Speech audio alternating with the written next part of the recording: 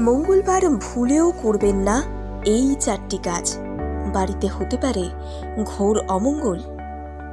সপ্তাহের প্রতিটি দিনই কোনো না কোনো গ্রহকে উৎসর্গ করা হয়। শাস্ত্র অনুসারে গ্রহগুলিকে যদি অনুকূলে রাখতে হয় তাহলে দিন হিসেবে কিছু কিছু কাজ করা থেকে বিরত থাকা উচিত। মহাভারতের অনুশাসন পর্ব অনুসারে মঙ্গলবার চুল কাটার অর্থ হল অকাল মৃত্যুকে আমন্ত্রণ জানানো। এর ফলে মঙ্গল দোষও ঘটতে পারে। মঙ্গলবার ভুল করেও উড়দ ডাল খাওয়া উচিত নয়। এই দিনে উড়দ ডাল খেলে শনি মঙ্গলের সংমিশ্রণ আপনার জীবনকে অতিষ্ঠ করে তুলতে পারে। কর্মক্ষেত্রে আপনাদের আর্থিক লাভের সম্ভাবনা রয়েছে। এ সময় আপনি ব্যবসা ক্ষেত্রে টাকা বিনিয়োগ করতে পারেন। আপনাদের পারিবারিক থেকে দাম্পত্য জীবনে অশান্তি আসবে, সেখান থেকে তা মিলে যাওয়ার সম্ভাবনা রয়েছে।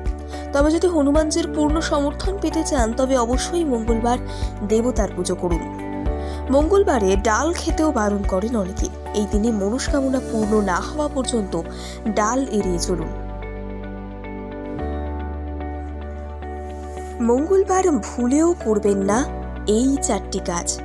বাড়িতে হতে পারে ঘোর অমঙ্গল। সপ্তাহের প্রতিটি দিনই কোনো না কোনো গ্রহকে উৎসর্গ করা হয়। শাস্ত্র অনুসারে গ্রহগুলিকে যদি অনুকূলে রাখতে হয় তাহলে দিন হিসেবে কিছু কিছু কাজ করা থেকে বিরত থাকা উচিত। মহাভারতের অনুশাসন পর্ব অনুসারে মঙ্গলবার চুল কাটার অর্থ হল অকাল মৃত্যুকে আমন্ত্রণ জানানো। এর ফলে মঙ্গল দোষও ঘটতে পারে। মঙ্গলবার ভুল করেও উড়দ ডাল খাওয়া উচিত নয়। এই দিনে উড়দ ডাল খেলে শনি মঙ্গলের সংমিশ্রণ আপনার জীবনকে অতিষ্ঠ করে তুলতে পারে। কর্মক্ষেত্রে আপনাদের আর্থিক লাভের সম্ভাবনা রয়েছে। এ সময় আপনি ব্যবসা ক্ষেত্রে টাকা বিনিয়োগ করতে পারেন। আপনাদের পারিবারিক থেকে দাম্পত্য জীবনে অশান্তি আসবে, সেখান থেকে তা মিলে যাওয়ার সম্ভাবনা রয়েছে। তবে যদি হনুমানজির পূর্ণ সমর্থন পেতে চান তবে অবশ্যই মঙ্গলবার দেবতার পুজো করুন। মঙ্গলবারে ডাল খেতেও বারণ করেন অনেকে। এই দিনে মনস্কামনা পূর্ণ না হওয়া পর্যন্ত ডাল এড়িয়ে চলুন।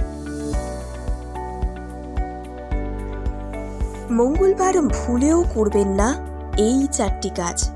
বাড়িতে হতে পারে ঘোর অমঙ্গল।